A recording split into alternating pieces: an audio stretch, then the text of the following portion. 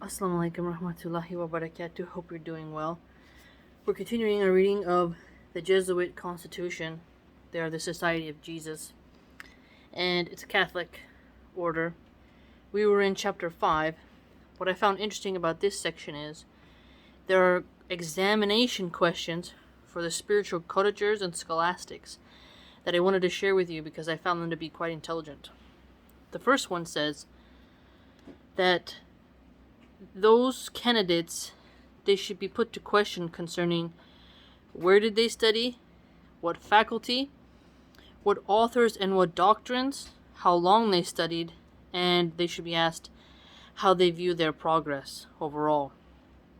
And how well do they understand the Latin language?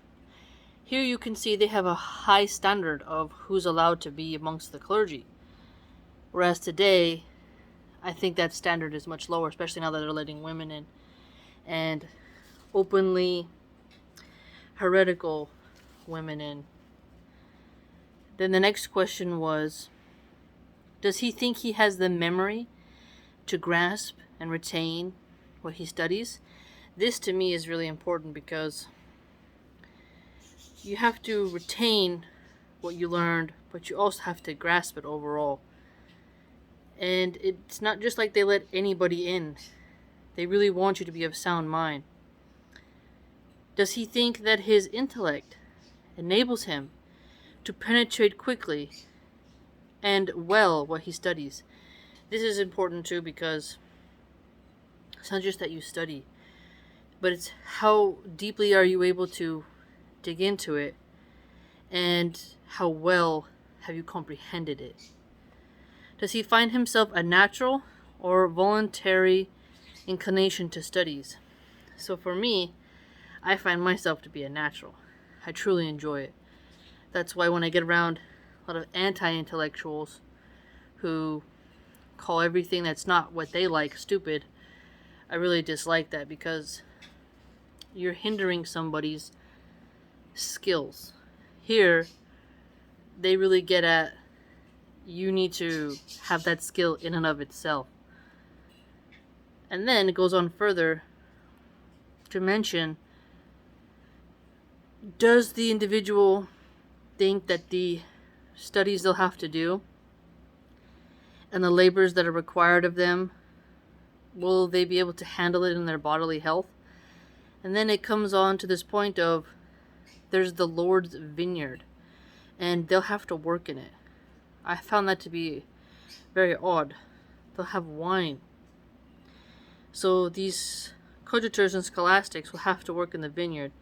It's a labor job, no doubt, but Catholics allowing alcohol always seemed to kind of bother me in a way. The next one was to fulfill the function of sowing and dispensing the divine word and of attending the spiritual aid of the neighbors. It is expedient to possess a sufficiency of sound learning. So here they're pointing out you need to be sufficiently full of knowledge and to have a deep grasp of it if you're going to dispense Catholic doctrine, to spiritually be able to help people. And they go on to say that the students have to give some proof of their progress, of what they've studied, and that they will be examined by giving a lecture of each branch which they have studied. And I found that to be really awesome because it's like this peer review process where they're going to have to drop some knowledge on people, but also to show their oration skills. Now, if there's a candidate for a priest, he's not allowed to hear confession or to give any type of sacraments without undergoing a special trial, and then he has to be given permission by his superior, and this is during his time of probation, and he has to celebrate privately once he passes before he can do it in public. And what does rendering edification means? It means you've improved yourself morally and intellectually. So you really have to have leveled up. I found that to be very cool. So, time and time again, there's questioning, sifting through the cream of the crop, as they say, and really making sure that the scholastic and the cottagers are able to perform their functions for the society. And it really encourages this sort of hierarchical mode of getting to the right candidates. And remember, there are temporal cottagers and spiritual cottagers. It's said here that the spiritual cottagers, they aid the society by hearing confessions, giving exhortations, and teaching Christian doctrine or other branches of study. And so they aid souls essentially towards salvation. And I found that to be quite interesting. And then temporal cottagers, they exercise themselves in all the low and humble services which are enjoined upon them. They can be put in other employment, though, that suits their God-given skills. They are also supposed to help the society lead the soul to salvation. And when they do so, they should think of it as they're serving the Lord of all. And they should serve out of love and reverence for God. They must be prompt in carrying out the tasks thoroughly with humility and charity. Also says here that scholastics who are ordained permanent deacons by way of exception may be admitted to the grade of spiritual cottager. So each one has their function, but it does appear there are different roles for those cottagers.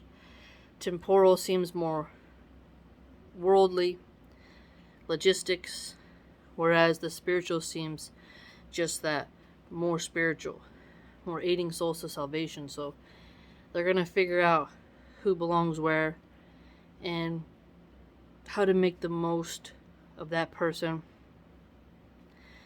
But it's quite fascinating how much they emphasize knowledge, how you are supposed to really put forward your best foot.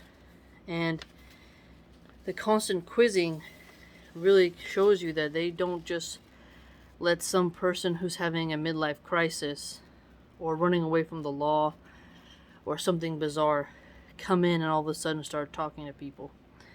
Rather, they have to submit to what the society tells them to do, submit to the society's superior, and they have to be very humble and try to seek perfection. And they're supposed to show a lot of love and confidence towards those who govern them. So you get a real hint at working together and keeping harmony with a deep sense of brotherhood for each member in the society. It also contends here that they are bound to the vicar of Christ their Lord, and that the scholastic should always be carrying on their studies concerning Christianity. Very unique. I must say, it has been quite interesting reading about their constitution and everything it entails. Hope you learned something.